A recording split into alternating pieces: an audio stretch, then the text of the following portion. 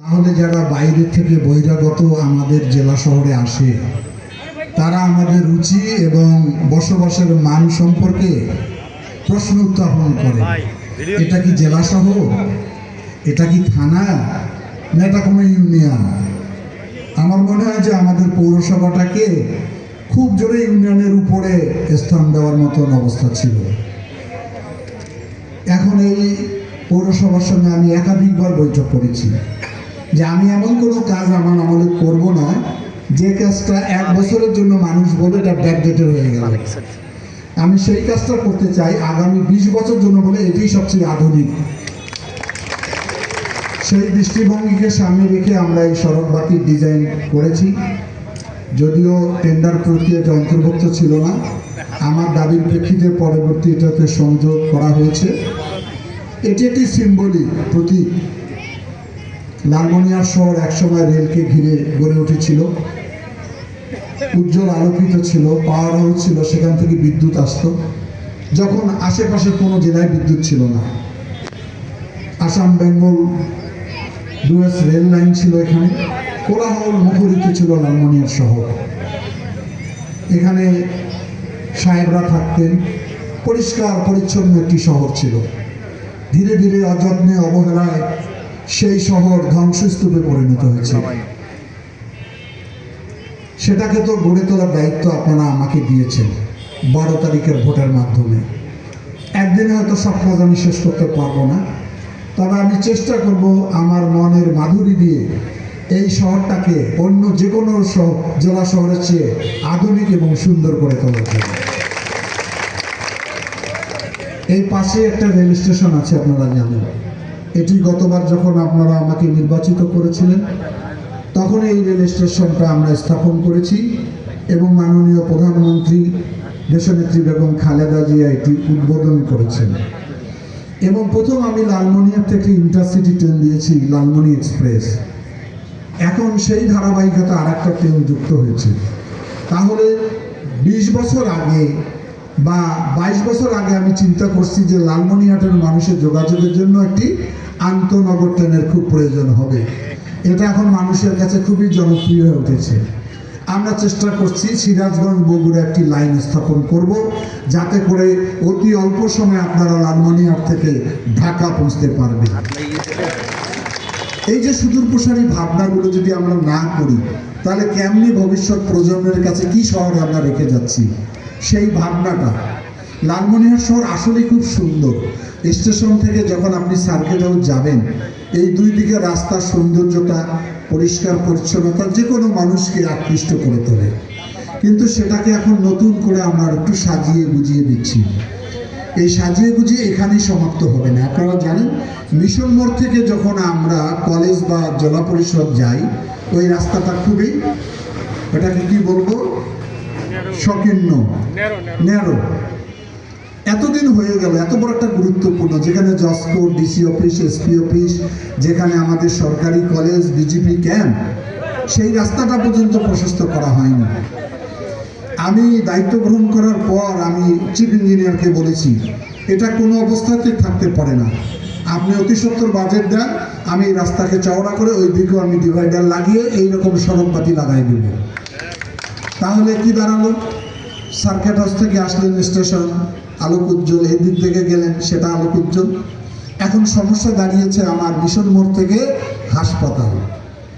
এইটা যারা রাস্তা নির্মাণ করেছে তাদের বুদ্ধি কেমন ছিল আমি জানি না, কিন্তু তাদের ভাবনা ছিল তাৎক্ষণিক, 1 বছরের ভাবনা।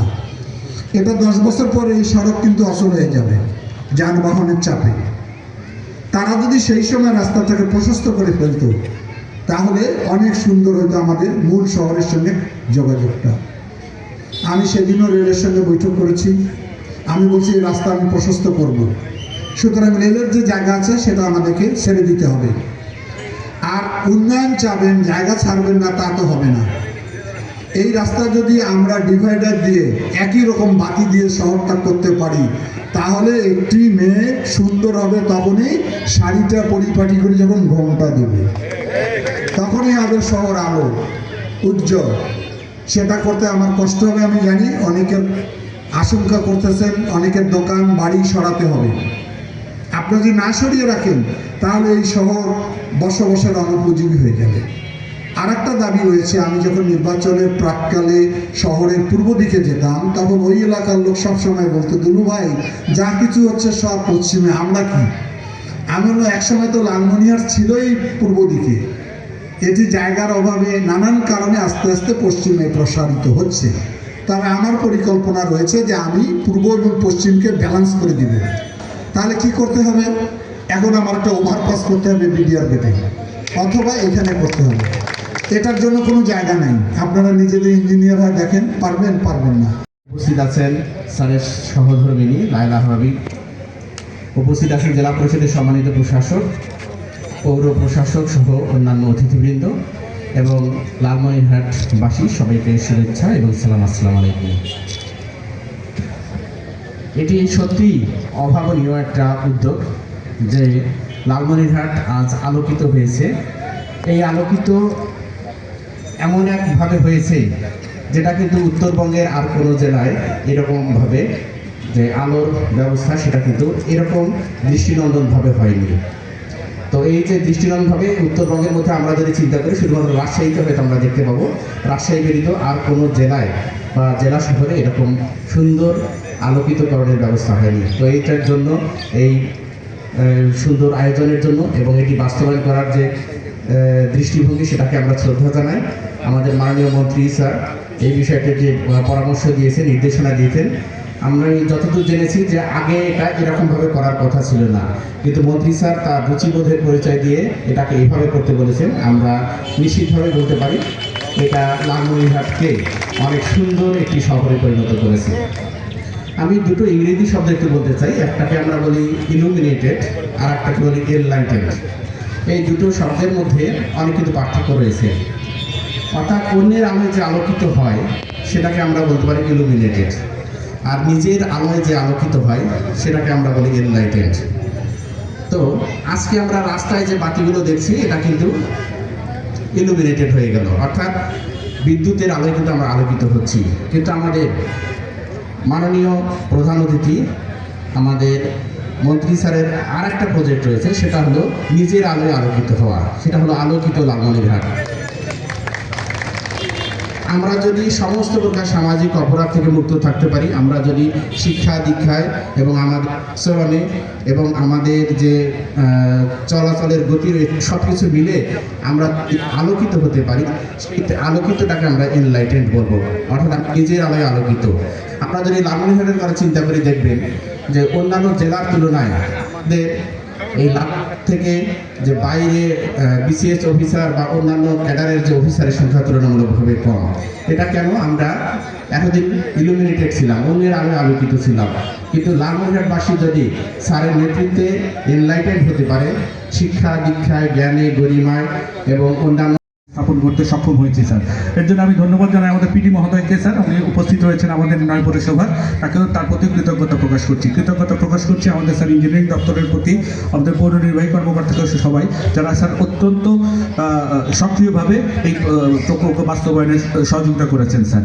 তো স্যার আমরা আপনার কথা শুনবো স্যার। অনেক কথা বলা ছিল পৌরসভার স্যার, পৌরসভার যে তথ্যগুলো স্যার আপনার কাছে দিয়েছি, আপনার সুযোগ থাকলে স্যার আপনি একটু দেখবেন স্যার। আসলে পৌরবাসীর যে সেবা প্রদান আমরা করছি স্যার, এটি স্যার নির্ভর করে স্যার পৌর হোল্ডিং ট্যাক্সের উপরে স্যার, বেসরকারি বিশেষ করে। আমাদের সরকারি হোল্ডিং ট্যাক্সগুলো আমরা পেয়ে থাকি, কিন্তু গত 5 বছর হিসাব করে দেখলে আমাদের 4.5 কোটি টাকার ডিমান্ড স্যার, আমরা প্রতি বছর 10 থেকে 11% টাকা আদায় করতে পারি স্যার। যেটি স্যার আমাদের হয় কি স্যার, আমাদের যে হোল্ডিং ট্যাক্সগুলো আদায় করে আমাদের পৌরসভার বেতন ভাতা খাতেই চলে যায়, ডেভেলপমেন্ট কাজ যেভাবে করার কথা সেভাবে করতে পারি না স্যার। আমি এই বিষয়গুলো আপনার একটু দৃষ্টি আকর্ষণ করবো স্যার। আর আপনাকে একটু সতর্কতার্থে জানাই স্যার, আমাদের কনজারভেন্সি শাখায় ট্রাকগুলোর অবস্থা খুবই খারাপ স্যার। 16টা ট্রাক ওই পর্যন্ত মেরামতি আমাদের পর্যন্ত 12 লাখ টাকা খরচ হয়েছে স্যার। প্রতিদিনই মেরামত করতে হয়। আপনি যদি স্যার একটু ডিও লেটার দেন স্যার, আমরা হয়তো ময়লার স্যার গার্বেজ ট্রাকগুলো পেতে পারি স্যার। আপনি আশা করি স্যার আপনি আমাদের এই দাবিগুলো স্যার একটি সদয় বিবেচনা করবেন। তো পরিশেষে স্যার আবারও আপনাকে স্যার ধন্যবাদ জানাচ্ছি এবং কৃতজ্ঞতা প্রকাশ করছি স্যার, আপনি এত কষ্ট করে আমাদের মাঝে এসেছেন। সবাই ভালো থাকবেন এবং সবার সুস্বাস্থ্য কামনা করে আমার বক্তব্য এখানে শেষ করছি। আসসালামু আলাইকুম।